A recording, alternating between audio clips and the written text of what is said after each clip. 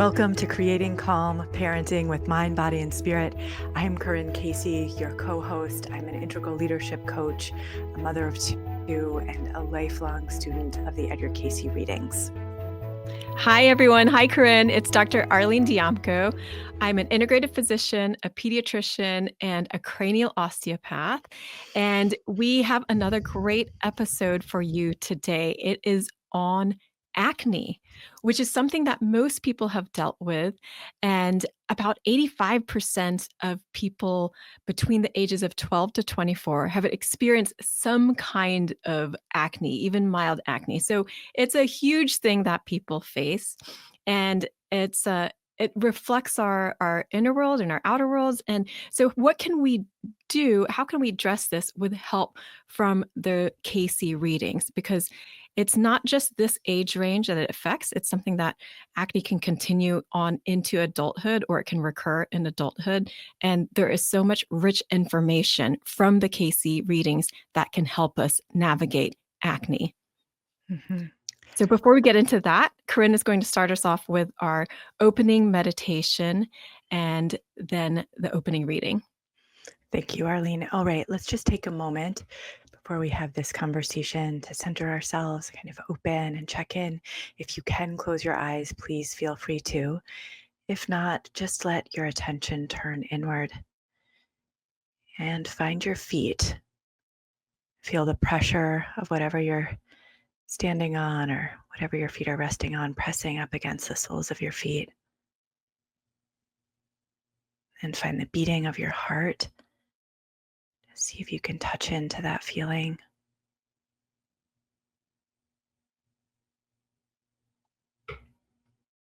And find your jaw. Make sure that's relaxed.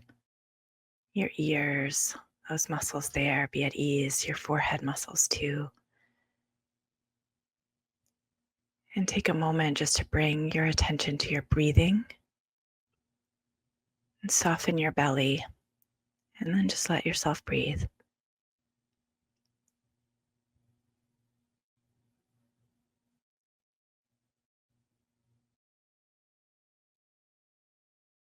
All right. Thank you very much.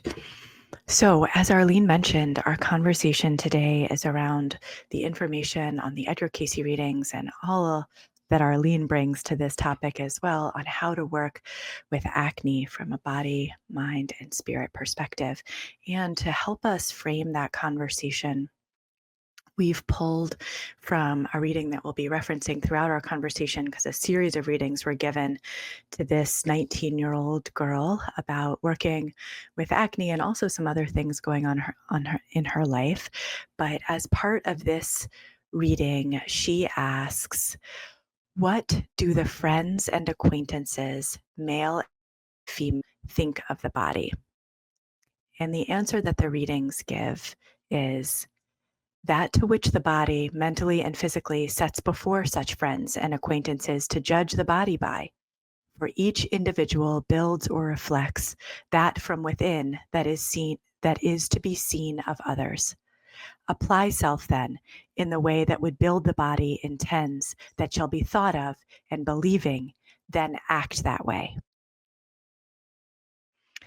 So Arlene and I really loved this, perhaps because we have teenagers of our own at home, but just the reminder to frame anything that we're working with in our life, you know, uh, especially when it's something that's happening on the outside that everyone's going to see. And then this natural question of like, what do other people think of me? Which I think is such a guiding question that teenagers especially, but all of us deal with throughout our lives. Like, what are other people thinking of me? And what I hear in this response from the readings is, people are going to think about you that which you give them to think about you. So what you're building in your mind and what you're building in your body physically and mentally and putting out there is what people are going to think. So think about how you want other people to perceive you and apply yourself in being that person, and then other people will think that way about you. Yeah. So, and what did you hear in there, Arlene? Oh, it's so amazingly simple, yet explains like our many decades of life experience too of, Yeah. wow, so instead of if people think well of me, then I can think well of myself. It flips it around to like, I how I think of myself is how people are likely to think of me. And so Right. you're creating your world and it's actually very empowering, although Totally. it might not feel that way in the beginning because if you're feeling, I mean, when you're going through life transitions and puberty, and adults face this in their own life transitions, it can be hard to maintain confidence in whatever you're going through because chances are you've never been through that before. And even if you have, every situation is unique. So how do you have that confidence and empowerment going through situations, experience you've never gone through before? And Mhm. the answer is you get to create it. Yeah. Yeah. Get to create Yeah. it from within. Yeah. So I think part of the reason we resonated toward this in a conversation about acne is that often acne or anything going on with our skin that's so visible to the world is seen as some sort of like bad thing that we need to Mhm. fix, that we don't really have control over, but we want to get rid of. Or we know we have all these different ways of controlling it, but we want to get rid of it just as quickly as we can. And I feel like an important lesson in the readings around all sorts of health issues, whether it's acne or indigestion or migraines or anything that's causing us discomfort, is we can relate to that as an opportunity. As a form of outreach that's coming to us from our body that's saying, this is what's going on with me right now, this is what's happening, and this is the way that I can communicate with you about it. So relating to acne as, oh, what might be going on with my body? Where's my control? Like the empowering place of this. Like, what is my body telling me about its experience right now? And how does that align or connect to that which I know to be going on with me in my mind and in my life and my external circumstances?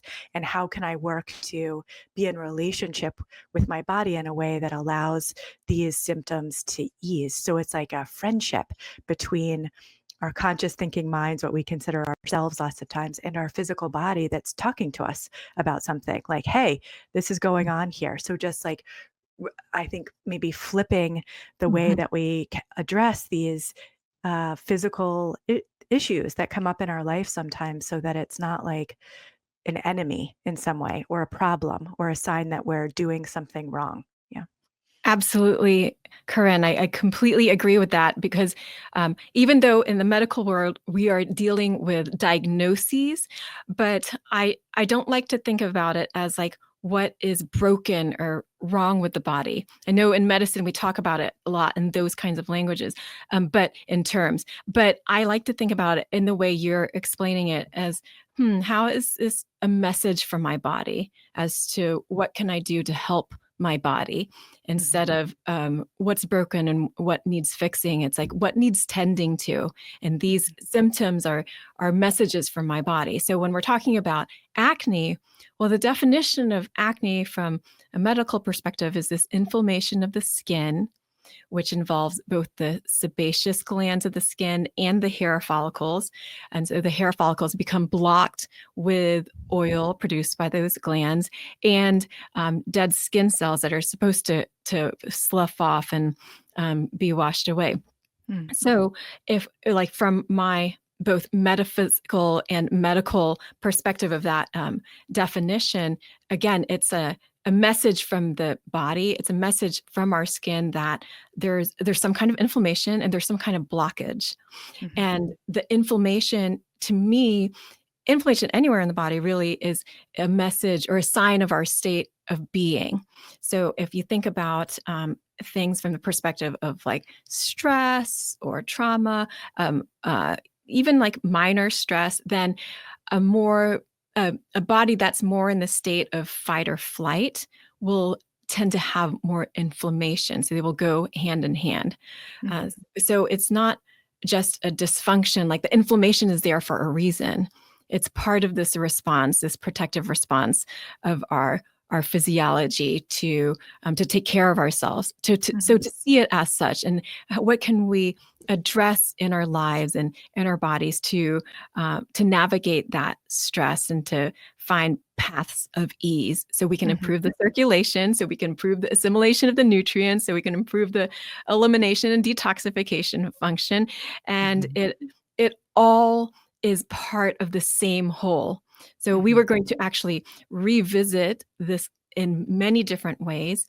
We're going to go through it in both from the gut perspective of this nourishment and detoxification. We're going to go through it from a coordination perspective of the nervous system and the glandular systems or hormonal systems, and we're going to revisit it again from a perspective of mindset and Mhm. spirit, and how this can help us infuse our bodies with a state of more ease and coordination.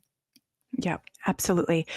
So the readings offer exactly what Arlene was saying in terms of a plan for how to work with acne, of care of the physical body, related to things we can do to our body and things that we can eat and ways that we can take care of ourselves, and also relating to it from sort of the relationship between the body and the mind, like the coordination uh, and also our minds and our attitudes and how we're talking to ourselves and relating to ourselves. And and we're sort of repackaging it through the lens of acne, of working with acne, but you'll be hearing us mention things that we've mentioned many times before, because what Arlene was mentioning around this acronym found in the Edgar Cayce readings: care, circulation, assimilation, relaxation, and elimination, that's then tied directly to the alkaline acid balance that the body has within it. These are sort of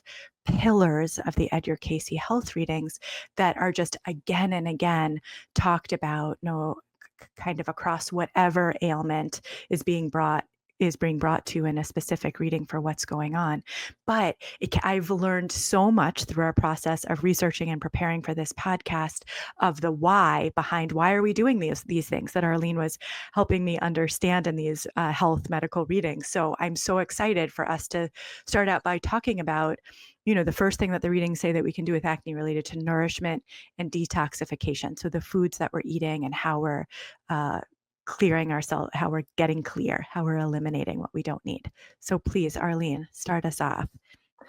Well, something that came up over and over again was this need for sulfur, which is so Mhm. important in terms of both nourishment and detoxification in the body. And again, remember that these readings were unique for individuals. So some of these things may apply for you, but not all of them.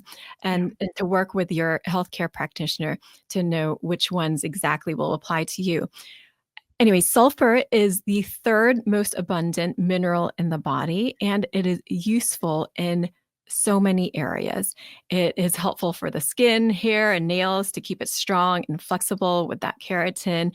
It helps to protect cells from damage. So it helps to detoxify the cells from free radicals and protecting it from that free radical damage.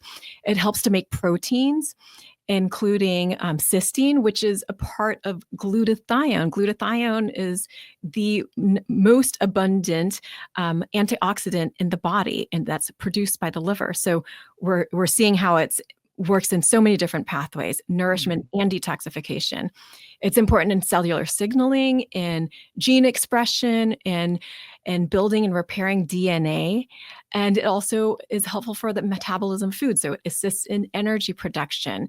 It helps the cells use glucose for energy, and it also is important for insulin production. So if you weren't sure if you needed sulfur in your body for your physiology to work, then this hopefully will help you understand that. How you Yes. get sulfur will just depend, because I know there's people that are like allergic to sulfur antibiotics, and but we all need it in some way, and there's many foods that are sulfur rich foods, Mhm. including the cruciferous vegetables. So that's going to be your kale, your Brussels sprouts, broccoli. But you can also get it from turkey and beef, eggs, fish, chicken, chickpeas. other beans and nuts and seeds.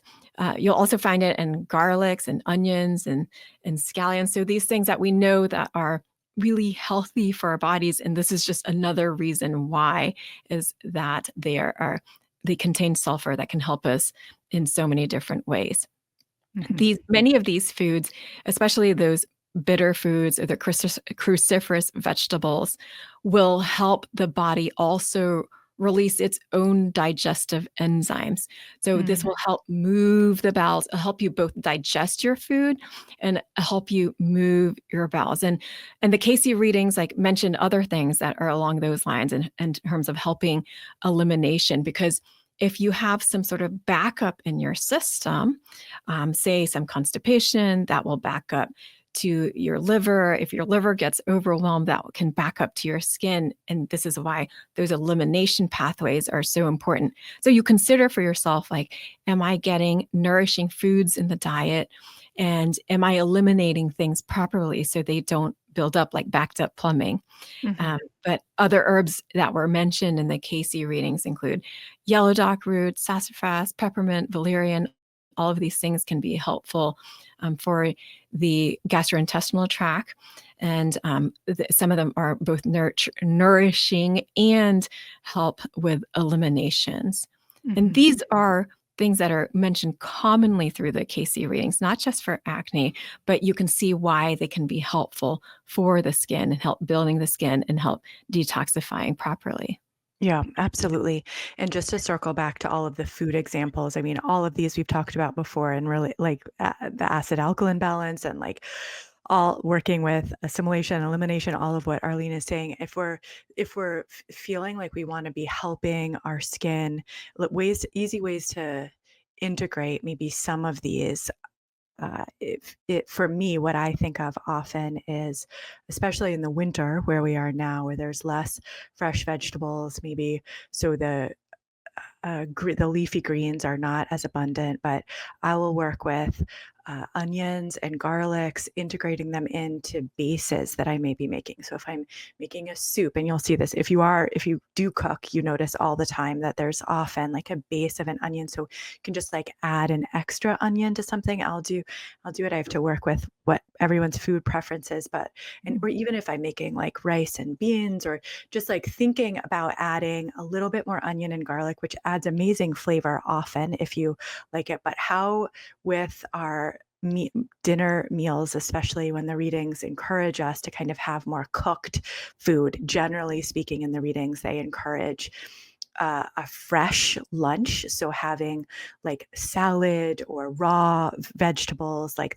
not only, but generally speaking, or I will have a smoothie. Sometimes you're just getting fresh, but more cooked or slow cooked meats and vegetables for dinner. So that's often the time for me where I'm looking at integrating some of those more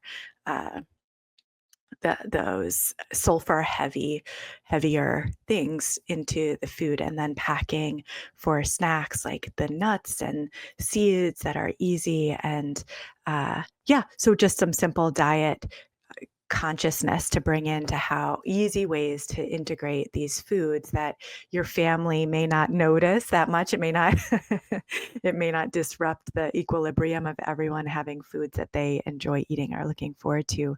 And then I know we've talked about this before, but the herbs that Arlene was mentioning, those are teas. That's what I think of. I'm not an herbalist, but I think, it could be easy for me to integrate into our tea cycle, having some peppermint tea or sassafras or something like that to just help make sure that toxins are getting out that need to get out, and elimination is happening smoothly.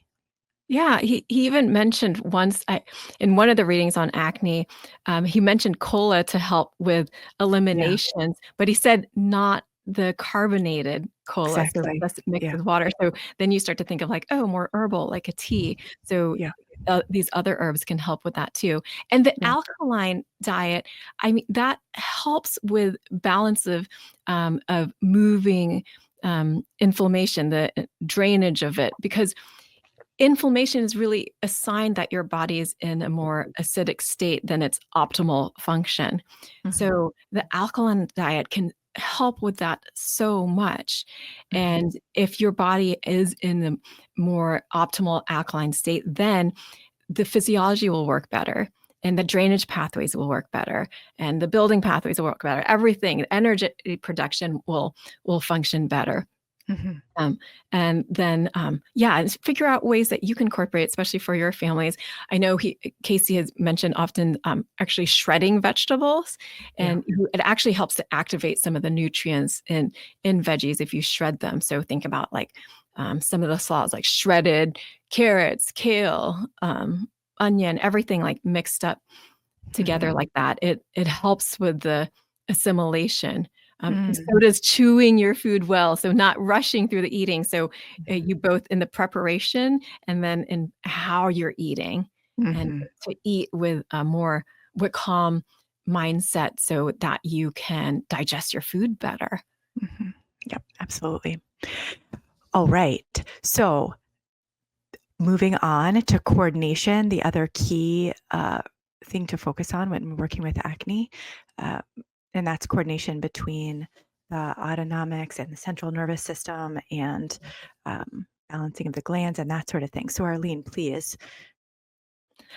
Well, coordination is something that is repeated over and over in the Cayce readings, and that emphasis between the coordination of the autonomic nervous system. So that's your sympathetic, parasympathetics, or your fight or flight and rest and digest response, Mhm. and your central nervous system, which is your brain and your spinal cord. These need to work together and function. And sometimes when they're not, I feel it like the circuits get tangled and you get some signals that are crossing in ways that they're not supposed to be. Now, Mhm. this can happen for various reasons. It could be minor injuries or, of course, more severe injuries. But in the Cayce readings, he said even a minor back injury could have jostled things in a way that these nervous systems become incoordinated. So Mhm. various things can help with that, from hands-on therapies like massage to chiropractic to osteopathic treatment. So that's what I work with, is a osteopathic treatment. Mhm. And but mindset can also create a discoordination of the nervous systems. So if you start to have like looping thoughts, or the overwhelming worry that just keeps spinning in the mind, that can create an incoordination of the nervous systems, where the thought starts to overtake the autonomic nervous system. So the autonomics are supposed to work without needing to have conscious control over them. But you can actually access your autonomic nervous system, which is breathing, respiratory rate, blood pressure, digestion, sleep. You can access it and influence it consciously. Mm. And we may not be actually completely aware that we're doing it, but our conscious thoughts can influence the autonomic nervous system. We know that through breathing exercises. But if you take the opposite of that, of when you're in a more stressed state, that will still influence the autonomics, even if you don't intend for them to. Right. And yeah. And so with you mentioning stress, what comes to mind for me is kind of like the hormones that are Mhm. that are secreted when we're in stress, and at the same time, just hormones in general and kind of the endocrine system. And when there are these hormonal releases in in our bodies, like how that's impacting uh, our our skin and how we work with that. Yeah. Absolutely. Like that takes us to the balance of the glandular endocrine system, Yeah. because when we have a stress state, then it's going to signal to the adrenals to produce more cortisol to respond to that. But our glandular systems can get tired, and then when you're going through puberty, you also have a demand on the endocrine system to produce hormones or produce them differently in a way that you haven't needed them before. And Yeah. so when you combine that puberty and stress, which puberty tends to be a stressful time, it Yeah. just becomes an easily overwhelm to our body's physiology. Hmm. And then that becomes like a more inflamed state. Yeah. And so even if we're eating well, you can actually be in an acidic state simply because the overwhelm from Yeah. the experiences. And we can see this, like, so they talk about like where the acne is. So if there's more acne on the chin and jawline, that can be a sign of more hormonal acne. So imbalance there. Versus the skin just getting clogged up in other areas. Right. So if you have that there, then at least consider, oh, what can I do to help to balance the glandular system? That's Totally. many things. Yeah. Yeah. So in balancing, what I think it's just such an interesting, if you, it's such an interesting bridge to walk across between like, oh gosh, I am like having this, stress is always associated, or like where you are in your hormonal cycle, if you're a woman, or what hormones are going through your body have an impact on our face. And I think often, Mhm. as not, someone who's a doctor or something like that, I think like, oh, well, we can't really control that because like that's just part of what's happening in the body right now. But really, how we care for the endocrine system that's getting these impulses from all over the place and is feeling like overwhelmed trying to do this is what's causing this feeling of overwhelm. And so how do we really balance the endocrine system or care for it or like allow it to feel like it can handle all that it's being asked to do right now, which is similar to how we work with our teenagers sometimes too, right? Uh-huh. So, Yeah. so so helping ease the end or balance the endocrine system, relating to it in a way that what are some ways that we can do that? Well, some of the things we already talked about. So it's like, don't stress out the diet. Don't stress put foods that are difficult for the body to digest into it. Like keep it easy. So it's basically Hmm. avoiding those high glycemic foods, the sugars, the processed white Hmm. carbs. Hmm. Depending on the person, possibly like reducing dairy foods because dairy has hormones in it, and Hmm. that will interfere with the feedback loops, the hormonal feedback loops in the body. Hmm. Not for everybody, but just depends on situation. Again, the mindset. So, how can we shift to a more fluid mindset that is loving to ourselves and not tearing ourselves down? Hmm. And if we need to, we can add herbals that can help to uh, support the endocrine system, and we call Hmm. these adaptogens. They strengthen the body overall. So Hmm. examples are that are ashwagandha or maca, and it really just depends on the person. Like if there's a need for that, if things have been worn out for a while. So teenagers that have been or any age really, if you're not getting much sleep, you're not eating well, and you have a lot of things that you have to do, the school and activities and Hmm. so for social stuff, then Hmm. chances are that the adrenals can be kind of worn down and could need more nourishment from the food as well as possibly from adaptogens to Hmm. help just wake it up some because these glands are needed to meet the situation Yeah. and then just an osteopathic treatment can also help with the coordination of all of that. But to think from an energetic perspective, then these glandulars have a relationship with our energy centers as well. So Hmm. we can influence that through meditation, through the alming and different affirmations and Hmm. chants to shift the vibrations and the coordination of those vibrations in Hmm. our systems. Yeah.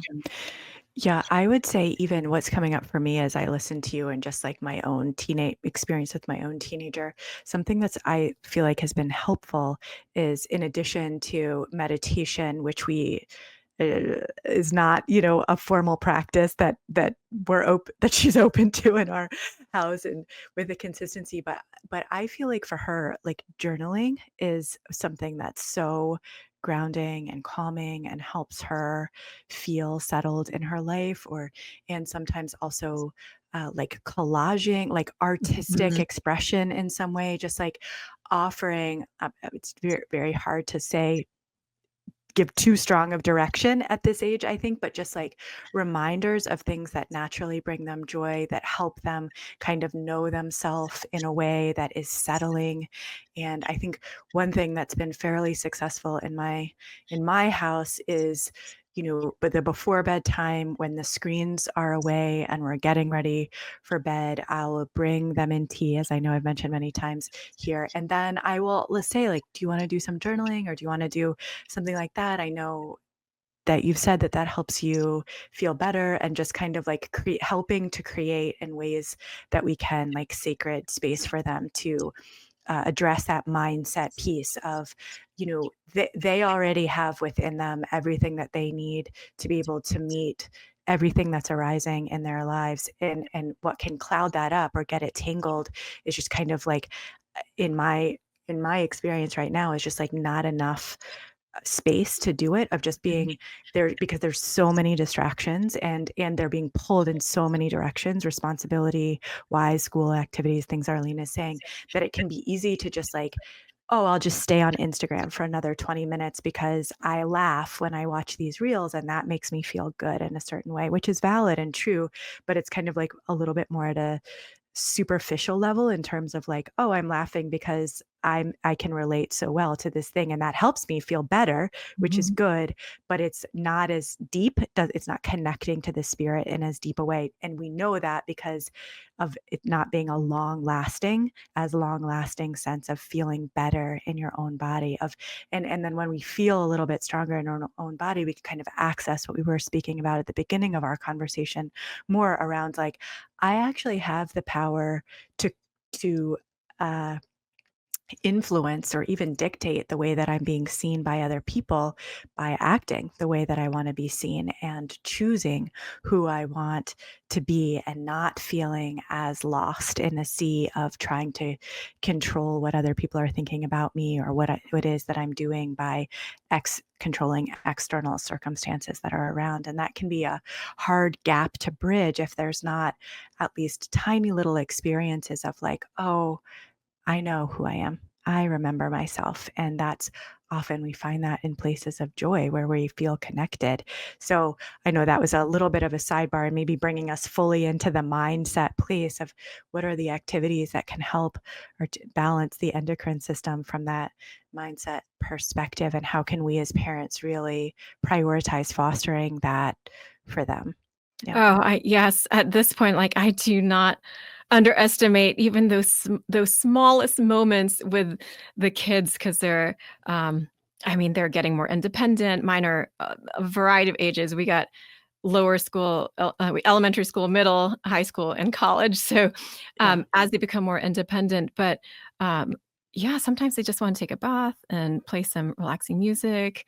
You can get your more nutrients there with Epsom salts or the sea salts, and but even small moments you're talking about, like watching things. But sometimes they have a show that they really like that they've been watching on their own, but they want to watch it again with Yeah. you in your company. And even though that feels like a superficial thing, it's like, oh, that you're taking an interest in what they're interested in and want to experience it together with them. So I don't underestimate even those small moments, and really appreciate having those. And I can see how much it means to them, or the rides to taking them to their sports events or what other activities. Like there's Mhm. small moments that mean so much. Yeah. And how, learning to be like more present for those as well. Yeah. Um, but there's so much, and how they're digesting life in general. This is so important, because this takes us into talking about like the lymph circulation and the coordination, Yeah. because we're just talking about the coordination of the nervous systems, but the lymph is so intertwined with the nervous system, and Yeah. that lymph is responsible for draining inflammation, as Mhm. well as providing nutrients for the body to build itself. So within the gut, there is actually this what's called galt tissue, or gut associated lymph tissue, that makes up about 70% of the immune system by weight. And so Wow. this is not something that as commonly talked about. But so acne is a sign of lymph congestion in the body, whether in the gut, in the skin, definitely in the skin as well. And again, that's a sign of a more acidic state. It's a Mhm. sign of a more fight or flight state as well. And we can help to move things in the body, whether through exercise, like getting more movement. So if that applies for a certain person, I mean, my kids are like very active. So it's like, that's not the area I would look at for them. But if you're not getting movement in your life, then like consider that, even just going on daily walks. But we can also consider some topicals for just helping the lymph. We've talked about all these other ways to help internally and with nourishment. Everything we've talked about will help with that lymph circulation and coordination. But if you want to introduce some topicals, if on the face or anywhere in the body, then it could be just paying attention to exfoliation. This could be done with a washcloth or with an exfoliating sponge. They have so many different things you can use now, or with a cream that has like some exfoliating factors in it to wash off. And that just helps to slough off the dead skin layers to keep the hair follicles open and the body able to kind of renew itself. And then afterwards, in the Cayce readings, and dermatologists agree, to apply some sort of healthy oil after exfoliating, because if you strip some of those oils, then you need to replenish them as well. So one of my favorite oils for after doing that would be this apricot seed or apricot kernel oil, which the oil profile is very similar to our natural skin oils. And so it will be non-acne forming, non-comedogenic, and it's a very light oil. So that's the most common one that I'll recommend topically for acne. So you're starting to see how we're pulling this all together, from the nourishment, the elimination, detoxification, to the coordination of the nervous systems, the coordination and circulation, helping the lymph system, and then also pulling in that mindset with it. Just a reminder to eat in a more calm state, or to take a moment to say a prayer or intention before you eat, so you can set the mood for that meal. To remember to love yourself as you are, which can be hard at certain times, but to remind yourself of that beauty that's within you, and you can use affirmations, intentions, mantras to say to yourself. You could use this as a pre-sleep suggestion, which we've talked about before, that, I am beautiful just as I am. I love myself just as I am. I can digest life. I can nourish myself. I can let go of things that no longer serve me, and say those things to yourself before you go to sleep or when you wake up, to help smooth out the nervous system and to create a vibration within yourself that is in resonance with your being, with your spirit. That was beautiful. Thank you so much, Arlene. So thank you so much for this conversation today. I feel like any topic that we pick from the Edgar Cayce readings, it's just such a beautiful gateway into understanding ourselves better, and really how to be in relationship with ourselves better and our children, and kind of nourishing wholeness in every sense of the word, with our bodies, our minds, and our souls, and sort of bringing us into balance and health. And I feel like this was just such a new way to talk about it, with this in a way that acne is not usually addressed. So I really appreciate you bringing all this to us, and thank you so much, everyone, for listening to this. And we're so looking forward to our next conversation with you coming up soon. Thanks, Corinne. Thanks, everyone.